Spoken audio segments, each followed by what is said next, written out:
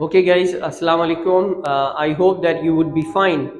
और बहुत सारे स्टूडेंट्स, मैं उनका तहे दिल से शुक्रगुजार हूँ कि because they are watching my videos all, मेरे चैनल पर जाके और चैनल्स को सब्सक्राइब कर रहे हैं और वीडियोस को शेयर कर रहे हैं और कमेंट भी कर रहे हैं। इस बारे में मैं आपका बहुत बहुत शुक्रिया अदा करना चाहता हूँ, क्योंकि आप जो लोग आपके कांटेक्ट में हैं, आप उन्हें वीडियो भेज सकते हैं, उन्हें चैनल सब्सक्राइब करवा सकते हैं और टिकटॉक अकाउंट पर भी आप उन्हें मेरी जो टिकटॉक आईडी है वो बता सकते हैं, ताकि वो अपनी अंग्रेजी इंप्रूव कर सकते हैं। I hope that you must be thinking about all these things, right? So we are just getting back.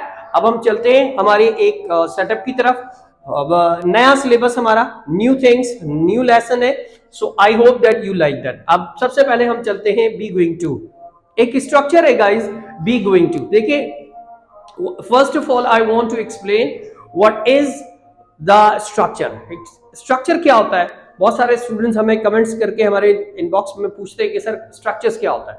So structure is that type of a group of words which we combine and after that they give another meaning, is called structure. यानी बहुत सारे अल्फाजों का ऐसा मजमुआ जो हम देखते तो हैं कि वो अपने ओरिजिनल मीनिंग की जगह कुछ और मीनिंग दे रहे हैं, तो वही स्ट्रक्चर कहलाते हैं। ठीक है, उनमें से एक और स्ट्रक्चर है, ये है बी गोइंग टू। देखिए, ये मेरी सारी वीडियोस में मेरा पहला स्ट्रक्चर है। ठीक है, अगर आप इन वीडियोस को देखते रहेंगे तो ऑब्वियसली आपको बहुत सारे स्ट्रक्चर्स मिलेंगे। तो यहां पर है बी गोइंग टू। याद रखिए, बी का मतलब क्या होता है, व्हाट वी कॉल बी। अब बी को अगर हम थोड़ा सा देखते हैं स्टूडेंट्स, तो बी का मतलब यहां पर तीन तरीके से हम इस्तेमाल करते हैं। ठीक है, एक हमारे पास होता है present, this is we call present, and this is we call past, and this is we call future. So obviously if we are using this all things, तो हमारे पास यहां प्रेजेंट होगा तो उसका जो ऑक्सिलरी वर्ब होगा वो एज, एम और आर है। यानी प्रेजेंट में बी को अगर हम एज अ बी इस्तेमाल करेंगे प्रेजेंट में, तो हम एज एम आर इस्तेमाल करेंगे। इट मींस बी की आइडेंटिफिकेशन हम प्रेजेंट में एज एम आर से लेते हैं, और अगर हम पास्ट में लेते हैं तो वो होता है वॉज एंड वर, राइट? और जब हम फ्यूचर को इस्तेमाल करते हैं, that's we call will be. तो हमने ये बात सीखी कि बी का इस्तेमाल यहां पर we are using be in the third forms, in fact in third categories. Like first we are talking about present. So present has also the auxiliary verb is am are, and यही past के लिए है तो was and वर, और यही future के लिए है तो ये विल बी है। तो अब चूंकि we are learning for present of it, अगर हम प्रेजेंट के लिए पढ़ रहे हैं तो स्टूडेंट्स याद रखिएगा, जब हम प्रेजेंट के लिए पढ़ते हैं तो इसका मतलब है इज एम आर। यहां बी का मतलब क्या हो गया, इज, एम और आर हो गया। ठीक है, तो ये इज एम आर यहां पर बी है, क्योंकि हम प्रेजेंट में पढ़ रहे हैं। जब हम प्रेजेंट में पढ़ रहे होंगे तो बी यहां पर एज इज एम आर का काम करेगा। ठीक है, तो यहां पर सब्जेक्ट, अब जाहिर है हर सेंटेंस का याद रखें फॉर्मूला होता है सेंटेंस का सॉरी, अब फॉर्मूला है तो फॉर्मूले में subject plus be plus going to plus verb first form plus object. ठीक है अगर आपके पास यहां सब्जेक्ट है तो सब्जेक्ट का मतलब यहां पर सब्जेक्ट के बाद इज एम आर है, गोइंग टू है, प्लस वर्ब फर्स्ट फॉर्म है, प्लस ऑब्जेक्ट। अब ऑक्सिलरी वर्ब जाहिर है हमारे पास ही, शी, इट, एनी, नेम है, और आई के साथ एम है, और वी, दे, यू के साथ आर है। अब definition, we use be going to, हम इस्तेमाल करते हैं be going to talk about that, जो कि बात करता है when we have a intention. याद रखिएगा, इंटेंशंस कहते हैं इरादे को, इरादा।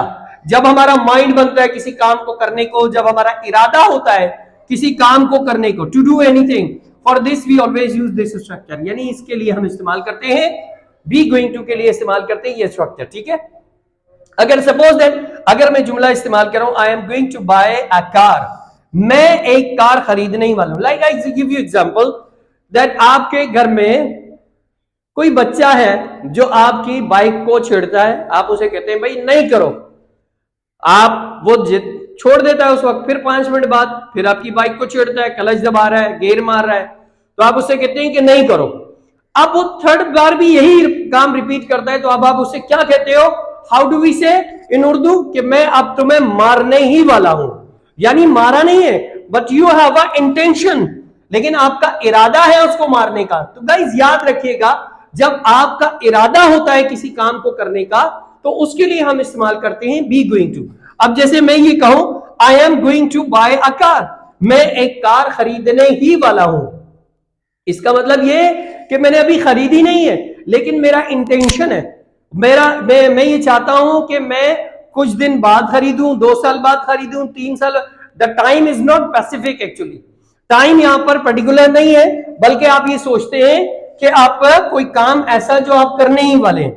इसी तरह ही is going to go to picnic, वो पिकनिक पर जाने ही वाला है, इसका मतलब अभी गया नहीं है, he hasn't gone yet but he is making his mind, he is having an intention to go there, लेकिन वो माइंड बना रहा है पिकनिक पर जाने का। ठीक है, सो आई होप दैट आपको ये समझ में आया होगा। अब हम चलते हैं इसका नेगेटिव, इंट्रोगेटिव और इंट्रोगेटिव नेगेटिव की तरफ। अब फॉर एग्जाम्पल हमने एक एग्जाम्पल ली, फॉर एग्जाम्पल यू आर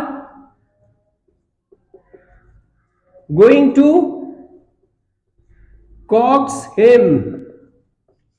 अब बहुत सारे स्टूडेंट पूछेंगे सर कॉक्स का मतलब क्या होता है, तो ये याद रखिएगा, कॉक्स का मतलब होता है मनाना।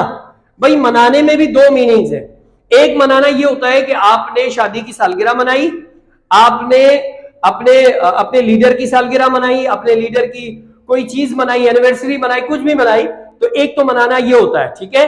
और एक मनाना होता है कि कोई रूठ जाए, कोई नाराज हो जाए तो आप उसको मनाते हैं। तो कॉक्स का मतलब COAX का मतलब मनाना, कॉक्स।